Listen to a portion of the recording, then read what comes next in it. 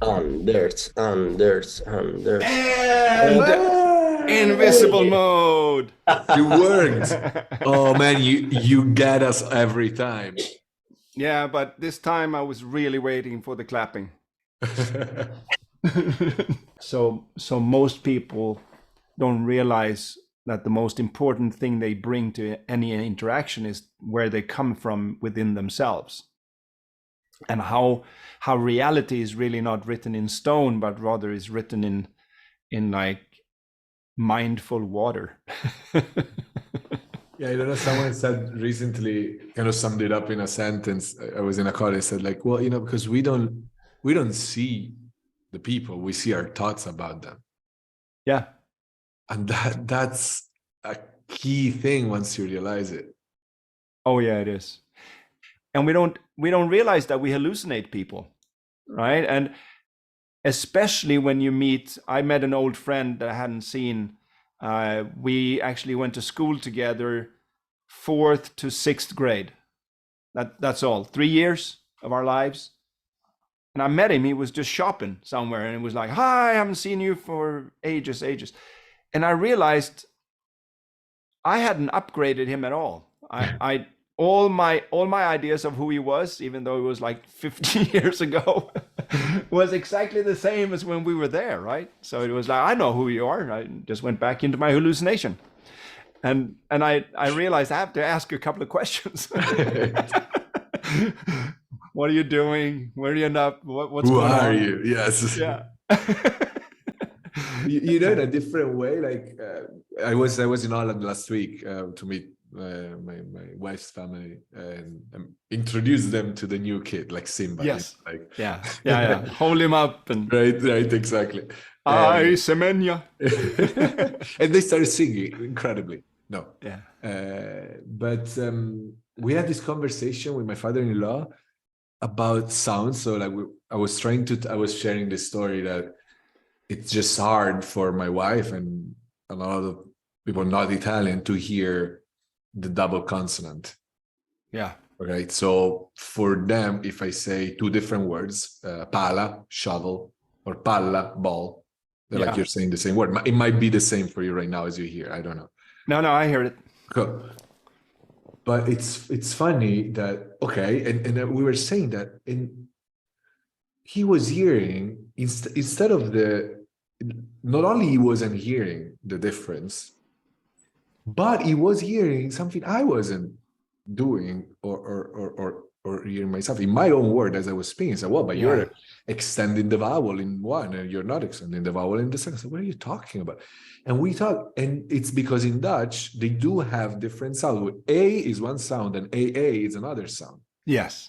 Right. So he was hearing, there was a difference between the two, but he was placing it where he's used to place it. Yeah. He was And I placing was on the doing the same. vowel Right. rather than on the consonant.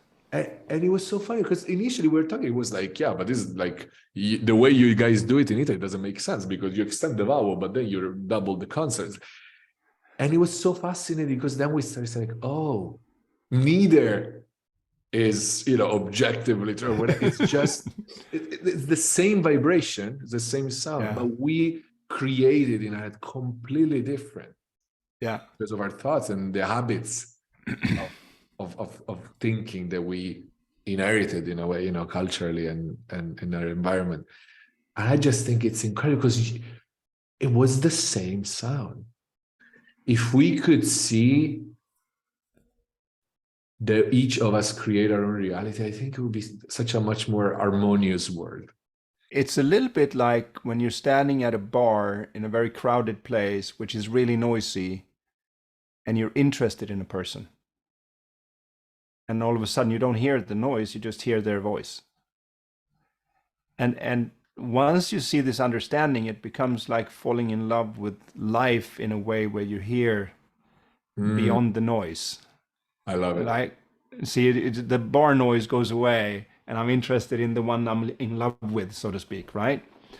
And I actually had that with a footballer that I'm coaching, and the way I explained it to him was that I said, "Do you ever vacuum at home?" And he's like, yeah, vacuum. What do you do? It's not like the most exciting of things. Do you do something else while you're doing it? And he says, well, normally I put on my noise cancellation earbuds and I put my Spotify on. And I said, do you have a playlist or do you? No, when I do that, I like to go random and just see what comes up. And I said, so you're there, you're vacuuming, you know how it works, everything is okay. And then all of a sudden you go, oh, there's a song on and I don't like it. I don't remember how to vacuum anymore. So I think I'll do the ceiling and I don't know how to hold it. And he was like, what are you on, drugs? And I was like, but that's what I'm hearing from you. That it matters a lot what's in your earbuds instead of what matters to you is creating the surface and touching the ball or passing it or trying to score it. It seems like you're very interested in what's going on in your earbuds instead of vacuuming. And you're saying if you have negative Spotify lists, then you can't play football anymore. And if you have a positive one, you think you should be able to do it, right? And he started laughing. And it was the first time I remember when he scored 2 goals in the second game after that. And I said, how do you do? And he said, hey, I've been thinking so negative. And it was just funny when he realized that could not hinder his performance unless he got caught up in it because he forgot to listen to the one he's in love with, so to speak. So I was talking with this footballer. He's a youth, a younger guy. And basically it was like, yeah, you know, we were talking about fatigue, about being tired, you know, and I asked him like, well, are there different types? Like, you know, do you see a distinction between, say, a tiredness of, oh, I didn't sleep all night and, you know, or I walked for 700 kilometers and, you know, my feet hurts, and a tiredness that because in Italian we only have one word, you know, where I think in English we use fatigue, of like kind of really being more drained, being more like tired here. You know, yeah, I can see the difference. And as we were speaking together, we were sort of looking, exploring at what we were seeing. What came up was, oh, in the physical realm, tiredness is a function of what came before. Yeah. Right. So whatever, you know, I didn't sleep or I ran for 2 kilometers, whatever it is that made me tired. And in a way, I'm sort of stuck with it until I sort of stop, let the body recharge for as long or as little as it's needed. And then, you know, I can recover. So that tiredness is informing me about, look, what you did before, what that you reached the, you know, that's it. Yeah. But when it comes to the mental side, tiredness is always, it can always exist in the moment. Yeah. Tiredness is informing you about, hey, right now, you're paying attention to a lot of stuff you're carrying around, a lot of stories about how tired you must be because it's the end of the season and blah, blah, blah, blah, blah, blah, blah. And the cool thing is that it's a very different signal. It's not actually telling you, yeah, it was really a hard day, so you're kind of stuck with this fatigue. It's that you right now, you're creating your day and the story about it in a very useless way, let's say. Yeah.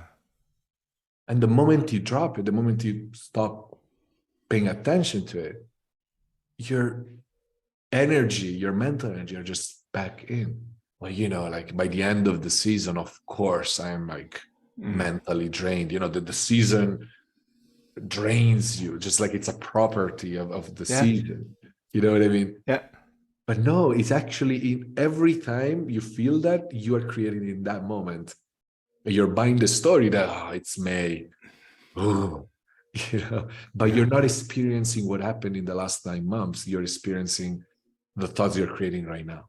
And it's a little bit the same, like when I work with athletes and sometimes they say, how do I know if I need to rest or if I'm just being lazy? And I said, that's a good point. How do you know? How do you know? Tell me about it. I said, well, if I plan to do a training session, and then I realize when I wake up that, holy shit, I don't feel like it at all. maybe I'm burnt out. Maybe I need to rest. Maybe I would injure myself if I go there and give it my all. And I said, so how do you suss it out? How do you know? He said, I don't know. That's why I'm asking you. And I said, well, if you trust yourself a little bit, how do you know? What's the difference between being lazy, just wanting not to feel like it, and actually knowing what you could do? And one of them had the best answer. He said, well, when I feel like I need a rest, I kind of feel good about it. And when I'm being lazy, I feel kind of bad about it. I said, that seems like a good idea. He said, what about if it's not so sure though? What do I do then when it's not a clear answer? I said, my advice, and I'll jump in here, but if you can't come up with anything better, is that you go there and you warm up. And if you still don't feel like it, go home. Because if the system still says, I'm lagging somehow after you warm up, probably it's not a good idea to push on it. Yeah. Well, what came to me, to my mind, actually many things, but the one I have right now is a conversation we had with a client a few months back, Nico and I, at the end of a group program. And she told us the story of a person, and she was dying, this person, on a bed, and the near-death experience brought her to say, you know, it was so simple. And in the end, you know, all of this comes to, you have the nose. You have the nose for the bullshit. You have the nose for the food. But when you say you have the nose for the bullshit, it means not only, you know, the bullshit that your friend is telling you, but the bullshit in your life, the things that are made up. They think, another way Nico used to put it is, a good question is, what are you tolerating? So the things in your life that once you look at them, you smell, it's like you're in a fast food. This doesn't smell good. I gotta get out of here. And it's that simple. And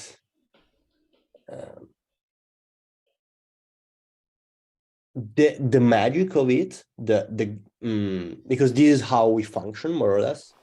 The magic of it is the whisper. The whisper is the magic of it. The fact that not only we can smell the bullshit, but the moment we smell the bullshit, there is something that tells us this. And it doesn't tell us this, and this. It tells us this. And then you can, you know, build an entire world about why you are brought to that. But that's still artificial. That's still bullshit. You just know. And